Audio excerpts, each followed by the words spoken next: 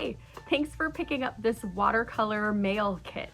We're gonna be making some cool artwork that we can send in the mail as fun little gifts. Let's see how it all works.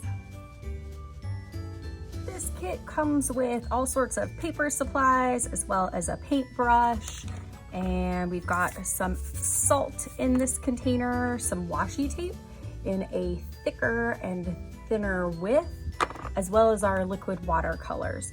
You might also have at your house some watercolor cakes that could look like this, or perhaps like this, or we use these a lot at the studio. And you'll notice that there are cracks in the watercolor cakes. That's totally okay. Once they get wet, they work good as new. So for the first step, you're gonna wanna decide which paper you'd like to use first. And I'm actually gonna give lots of different techniques so you can mix and match which techniques you use with which type of paper. This one happens to be more of a card since it's folded, and I can open it up and put other information on the inside. So we've got an outside of the card and inside of the card and a back of the card. You might decide to do a horizontal card or move long ways, or you could do one of those fun side to side cards or a vertical card. You get to decide how you want to do this card. For ease of showing you, I'm going to make this one the long way. Now you could do any kind of design that you want with your watercolors on this. I'm going to show you just one idea, which I'm going to use a bit of washi tape. Now the trick is using your fingers to feel the edge of that washi tape. You can use your scissors to cut the washi tape to size. I usually just like to rip it. I'm going to make the first piece as long as my page, and I'm going to set it right on the edge, about even. Again, you can use scissors to cut it. I'm just ripping the tape. I'm gonna do the same thing on this end. This is going to create a border of negative space. So wherever I have the washi tape, the watercolors aren't going to be able to get there. You'll notice I'm smushing this tape down really well because we want to make sure that the tape is protecting our paper. I'm doing this on all four sides to create a border, and I'm making them about the same size, so about halfway in my tape. For this next step, I'm going to use the thinner washi tape, and I'm going to start to make some stripes that go all the way across. I'm squishing down really hard.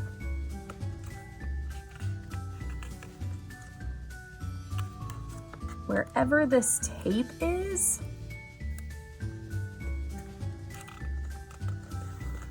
where your design is going to stay white like the paper. I might even start a line in the middle and go to the outside. If it's easier for you to use the scissors, go for it. This has made a bit of a quilting look.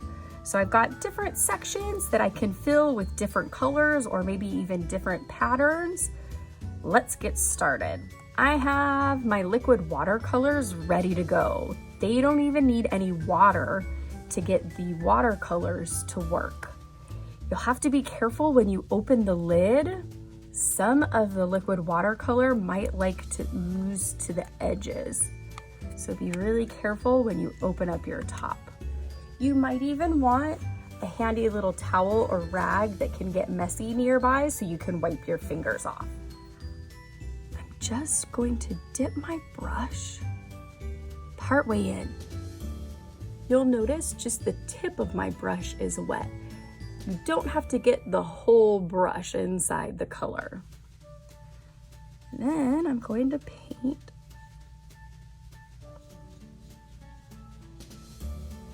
inside the section, inside those shapes that we created with the tape.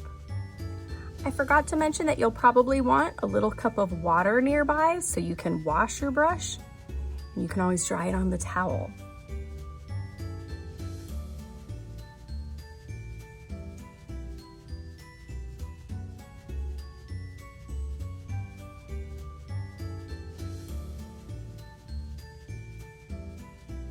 I filled in all the little spaces. You could choose to leave it just like this and let it dry. Definitely let it dry before you take the tape off. Or you could add some extra details, like maybe I'm going to take a bit of my red and add it into my blue. Or take a bit of orange and have it visit my yellow. You can even use just the water and help blend the colors a bit too. This is all about what makes you happy and how you want to decorate your card. I am liking the way this looks, so I'm going to let this dry as is. Just kind of want to let it rest. Definitely before you take the tape off, make sure the water is all gone and your page is nice and dry. Since I'm going to be working on a whole new card, I'm gonna refresh my water. I usually like to keep a bigger bowl just to dump it out, and then I can refresh my littler cup for the next page.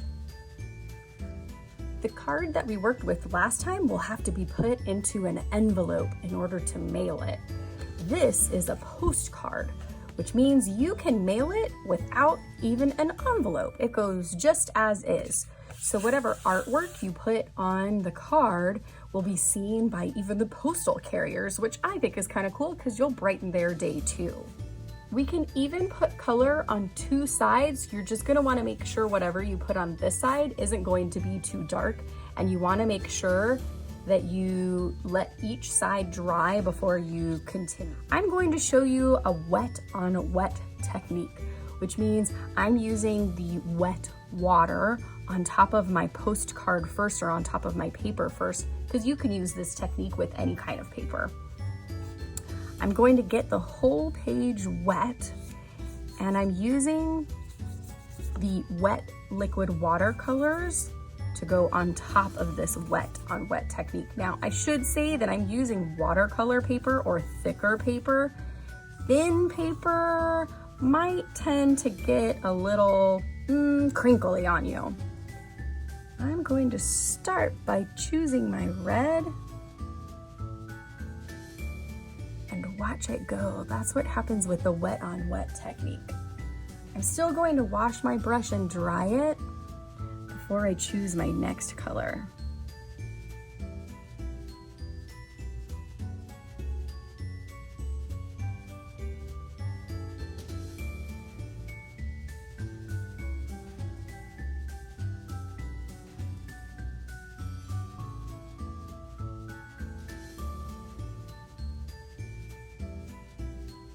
Once you feel like you're done, you can just set this aside to dry. I'm going to take this one step further and take the salt out from my kit. I'm going to pinch the salt and sprinkle it on top of the page. You'll notice that where the salt lands, the liquid tends to get real close to it and make kind of a darker color. You'll want to let this dry as is, and then when it's all dry, you can shake off the salt into a trash can.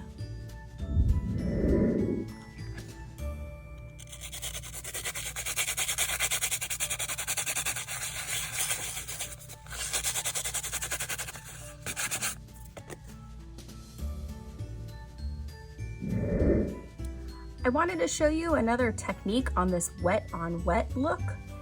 If you only get some of your page wet and not another part, the water will stay where your page is wet. I'm gonna keep going with this one.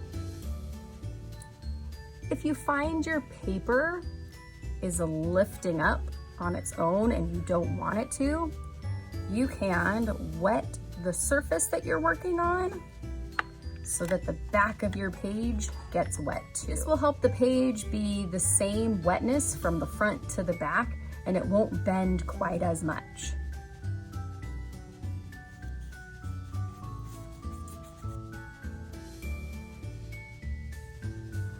With my canvas being all wet, I'm going to do an additional technique to this one too. I'm going to take out some plastic wrap. This is that clear plastic stuff that normally you'd put over food containers, but today we are putting it over our watercolors. Now I like to crinkle it up a little bit as I'm placing it on top, and wherever the darker colors are, wherever these lines are, they're gonna end up staying, so it creates some depth to our piece. You can even squish and pull and move it until you are super satisfied. It almost starts to look like a gem. I'm gonna let this fully dry before I take the plastic wrap off. For this next watercolor page, I'm going to use a watercolor palette. You might have one of these at home that you can use. So let's figure out some good tips and tricks for it. I'm going to kind of wet the tray that I'm working on. This will help the paper not to bend and curl quite as much. Then I'm gonna dip my brush in the water and choose my color. And like a race car driver, I'm gonna go around and around and around. And even though I think I might be done, I'm gonna keep going. I'm going around and around and around like a race car driver. That way, I have a loaded brush. This brush is filled with red, ready for my page. Can anyone guess what I might be making? So the more you go around and around and around with not as much water, the darker or brighter your color is going to be. If you use lots of water, then your color is going to be more pastel or more pale. Gotta try that again. Comes the orange round and around. I want a nice bright orange, so I'm gonna keep going. And then I have a brush that's filled with color. Now, if you feel like your brush is too dry and doesn't have enough water on it, get a little bit of water. Now I notice that my red is starting to kind of ooze into my orange, which I think looks kind of cool. But if you don't want that to happen, you'll wanna leave a little gap in between each color. So like if I do my yellow with a little bit of a gap, I'm gonna clean this off a little bit. So instead of bringing the yellow color to my page, I'm actually bringing it to the water and my handy rag. That way now my palette is a nice bright color. Sometimes I like to mix my colors. It's totally okay to mix your colors because now you know how to make them go back to their original state. So if I want my colors not to mix, I'm gonna wanna leave a little gap in between. So now there's a little white stripe in between the yellow stripe, which is totally okay. And now my colors won't blend together. I actually like when the colors connect, or they blend together a little bit. I'm gonna let this one dry. Don't forget to wash your brush when you're all done. And if you need a refill on your swamp water because you're ready to do another page, go for it. This next technique doesn't even use watercolors at all, but it tends to look like you used watercolors. We're going to need this zip top bag and some washable markers. These are markers that will blend or ooze when they get wet. And what we're going to do is cover our page with these markers, or cover our plastic with these markers. Now you'll notice I store my markers upside down. That helps the ink that's inside a cartridge inside the marker, that helps the ink go to the tip of the marker, which is where we color from. Some of this is bubbling up on our page. That's totally okay. It's doing a little bit of resist on the plastic, but it's gonna do exactly what we want it to do. I'm going to fill this whole page with lines and designs and doodles. You can draw something if you want to, but more than likely it's going to get oozed into being something totally different. Now that my page is all covered, I'm going to move some of this stuff out of the way so that I can bring my watercolor paper over. If you have a water bottle, you can totally spray your paper with the water. If you don't have a water bottle, then you're gonna wanna use either a paper towel or a rag that can get wet. Let me show you how that works. So for this part, I want to dip a little end of my rag. Yes, this is a rather large rag today. And I'm going to get my whole page wet. You could also use your brush if you want to. You could get the whole page wet with your brush. So now that my page is all wet, and my plastic is filled with those fun colors, I'm going to flip it over and have it rest right on top of that wet page.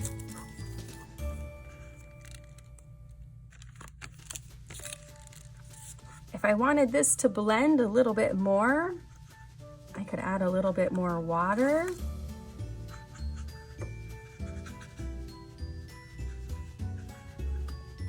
I could even maybe do a double print. And you'll notice I'm gently moving this page around to move those colors around. And then I'm just gonna set this aside to dry.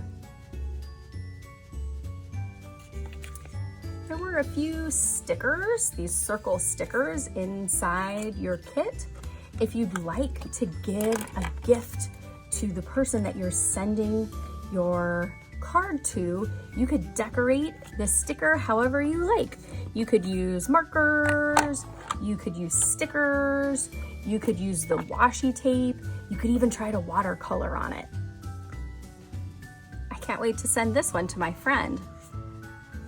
I got a little bit of watercolor on the sticker paper back, so I can just wipe that off with a little towel.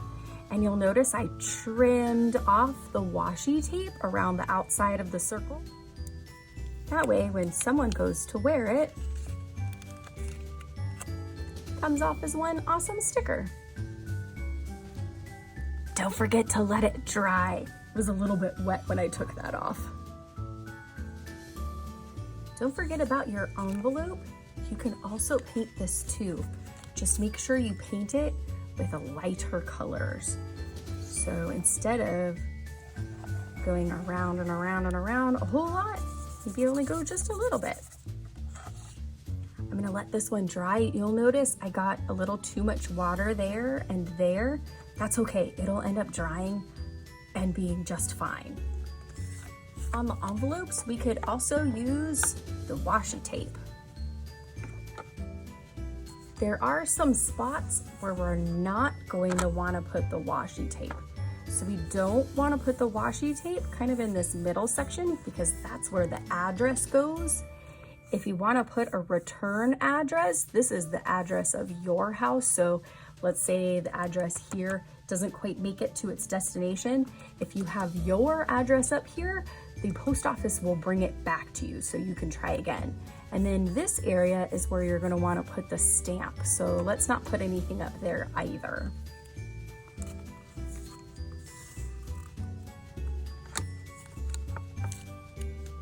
I'm letting the tape go off the edge. I'll trim that up later. You can even layer washi tape. It can go on top of each other. When I have a design I like, I'm going to trim off the extra pieces. Might be even easier to see on the back. So I'm gonna follow the line of the envelope. Make sure you don't cut the envelope. You don't want anything that's inside to fall out. If you wanted to, you could also just fold your pieces over if that's how you want your design to be. Time for the address. If you know who you're sending your card to or your postcard to, you'll need their address. So you'll need their name. In this case, I have March Art Studios up here. You'll need the street numbers. So these are the numbers for the specific location. You'll need their street name. You'll need their city. My city is Huntington Beach. You'll need their state, and it's just an abbreviation. So it's only 2 letters that represent the state's name. So California is CA, and then their zip code. It helps them sort the letters before it gets to your house or whoever is getting this awesome letter. Now, I like to do a lot of practicing before I work on my final envelope. Because neatness counts, I like to do a little bit of practicing. And since we only have a tiny area in the envelope, I cut myself a tiny piece of paper that's about the same size that I'm working with. Actually, this might not be tiny enough, so I'm gonna cut it down even smaller. This helps me in my practicing and making sure I have the right size or I'm filling in the right space for this address. So when I'm practicing, I want to practice writing small and neatly and slowly. If you have a fun pen, like a colored pen, you could use that, or you could just use blue or black ink. That's okay too. So we're going to start by writing the name of the person that is getting this letter. So I'm going to write slowly and carefully so that the post office and the post carrier can get it to the right place. It looks like I don't have enough room to get those numbers on the end of my line. Now I could try to write it again, or I can write it just below. I feel like I got a pretty good handle on this one. So I'm going to try it on my final envelope. When you're taking the tape off, you want to move slowly and carefully. If your tape gets stuck, it's because you might have to pull the tape that's on top first. And if it starts to rip, maybe pull from the other side of the tape. Go slowly. Slowly is the key.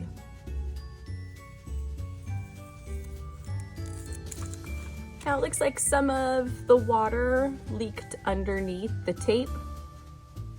Totally okay. I still think that looks really good. And the card to reveal some extra color in here. I think it'll be fun to write a nice personal note, maybe stick some stickers in here. Maybe you have some stamps that you could use, anything to personalize your card.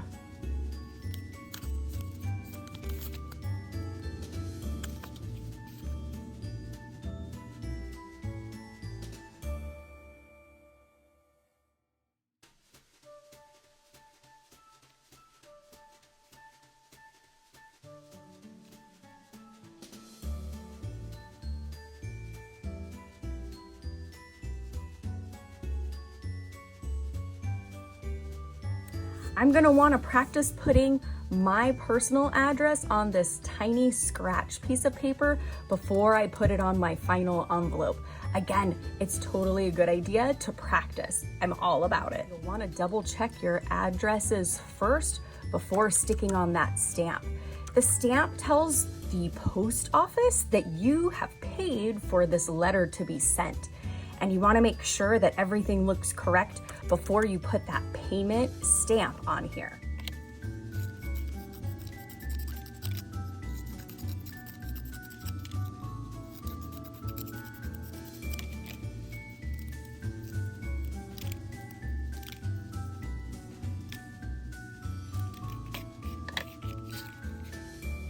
once your envelope has the address that you're sending it to, the return address, your stamp, I know, that's just a pretend one for me, and the artwork that you'd like to put inside, maybe it has a fun note on it, and I decided to add some confetti into my envelope. So we'll want to put it all together. Maybe you even want to put another piece of artwork in there. Maybe this is where your sticker goes in. This particular envelope has a piece that you can peel off and then stick down. Some envelopes need you to get that edge a little bit wet before you can stick it down. I've decided to add a sticker to the back of my envelope to seal it up even more. Then all that's left to do is to put this in my mailbox. Make sure you put that little red flag up, or find one of those fun blue mailboxes along maybe your walking route, and you can put it in there so that the post office can send it to where it's going. For the postcard that we painted, you'll want to make sure that your address goes on the lines. You'll put your stamp when you're all ready to send it, and whatever you put on this side is a-okay, but try not to draw any doodles on this side. This side the computer doesn't really look at when it delivers your postcard, but this side is the important side, so we want to be neat and tidy.